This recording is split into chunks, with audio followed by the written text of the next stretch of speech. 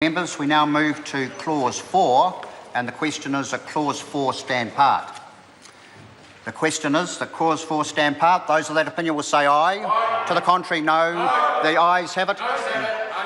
A party vote's been called for. Ask the clerk to conduct a party vote. New Zealand National. 59 in favour. New Zealand Labour. 32 votes opposed. Green Party. 13 votes opposed. New Zealand First. 12 votes opposed. Maori Party. 2 in favour. Act New Zealand. 1 in favour. United Future. 1 in favour.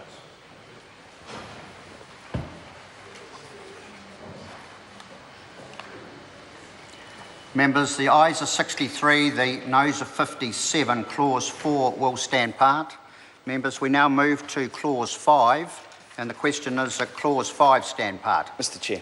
Dr David Clark. Mr Chair, thank you for the opportunity to speak to Clause 5.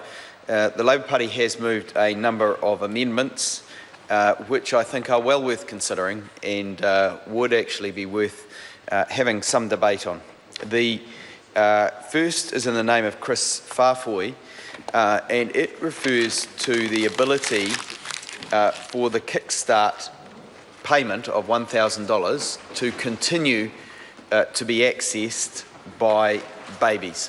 Essentially, this is designed to ensure that those with newborns are encouraged to take up the scheme so that a savings fund can be established for the child as they grow up, with the aspiration that out of it they may afford their first house, or they may in some way supplement themselves in retirement, or however they do it. It kicks off a savings habit, and that of course was what the $1,000 was intended to do. So that amendment in the name of Chris Farfoy, a very good amendment, would allow children up to the age of 6 months to be enrolled in the scheme and still be able to access that $1,000 Kickstarter payment. The second amendment that's been moved is in the name of Jacinda Ardern, and it moves that people who are starting a new job should be allowed to access that $1,000 Kickstarter payment. These are all, as you'll appreciate, Mr Chair, variations on parts of what is being cut. So they're preserving different things according to the principal aim of the Act, which is to encourage a savings habit. This one here, in the name of Jacinda Ardern, makes it possible for people when they start a new job to receive the kickstart payment. So they're off to a flying start in their savings regime. It will encourage them not to opt out because they will see the opportunity there to continue and grow their savings at the time they're thinking about those things, at the time they start a new job.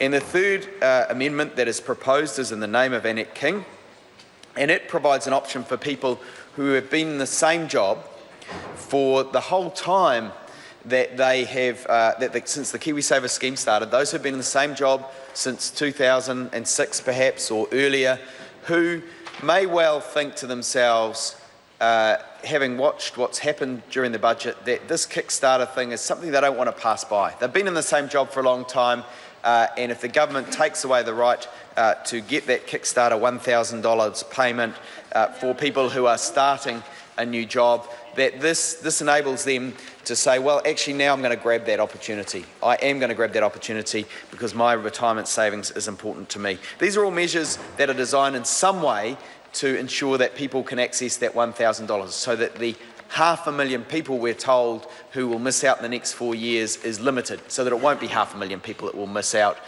it will be fewer. These are sensible amendments from the Labour Party, and I think that they are worthy of consideration, if not lengthy debate. They are certainly worthy of consideration by this House, and I think members should think about voting in support of some of these if they really believe in their heart of hearts that they want to increase savings in this country. I called